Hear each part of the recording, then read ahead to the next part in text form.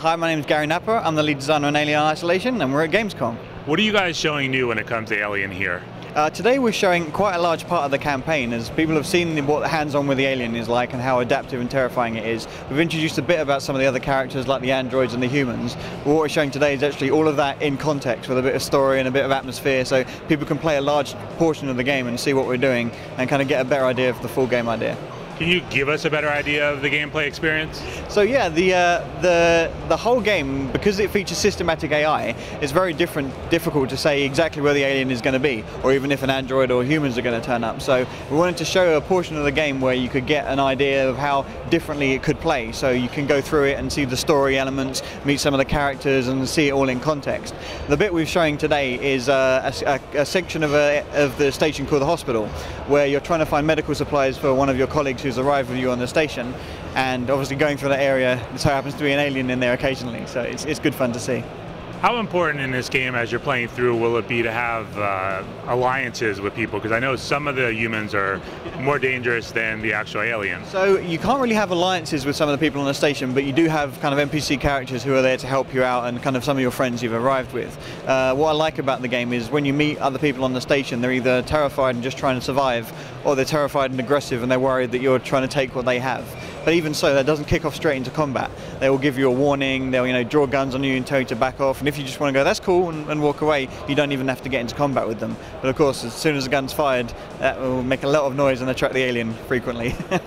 Now, one of the things you guys showed off at E3 was this game in Oculus. What was it like working with that technology and bringing this into VR? I think VR is absolutely incredible. I remember when I was a kid thinking about like the future of video games, and this is probably the closest I think we've got to it so far. I think it's an incredible thing to sit and, been working on a game for over 3 years and play it on a console and see all the environments, but when you put on that headset and you can look up and see the ceilings that you've made and the floors that the art team have created, and just the particles and everything, and it just feels like you're there. And a strange phenomenon we've discovered, actually, the more you use Oculus Rift, the more you describe your experience as like a memory, like you remember being somewhere instead of remembering playing a game. Our producer discovered that, and it's quite an experience. How easy is it to develop for that, having already created the game for console and PC? It's a big challenge, actually. It's very different to just making a standard console experience, because there's so many things you have to take into consideration. I think we had a lot of fun trying to figure out exactly what to do with the weapons, because if you bring up and aim a weapon, you put it in front of the character's face like you would normally in the first person, you've got a few choices of whether you stick it directly in front, so whether you look, you aim. But then in Oculus, that feels like you've got a gun stuck to your nose. And then you're like, well, maybe we should delay it. And then we actually found there was quite a lot of kind of motion sickness when you had something like lagging behind. So we kind of experimented with all these different types of things where, if you just keep it straight and then you move your head, then you're not ever sure where you're aiming. And it doesn't feel quite as natural as aiming in the real world. So we kind of made a blend of almost all three systems to make it work quite well, and it's come out quite good. You guys also have DLC that reunites, after 30 years, the crew of the original game. What was it like working with Sigourney Weaver and the crew in that DLC? Well, it was really exciting for us as a dev team, because we've been making this game for quite a while, and it's always been a question like, do you think we can get the original crew or Sigourney involved?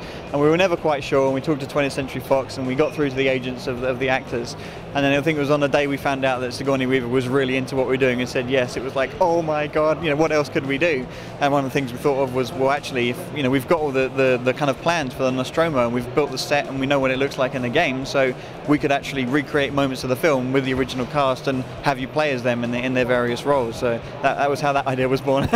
Outside of the Nostromo for DLC, is it involved in the actual game itself? The actors and the characters are involved in the main game campaign, but I'm not going to go into spoilers on how. Okay, so there'll be more than just the DLC when it comes to that. Yes.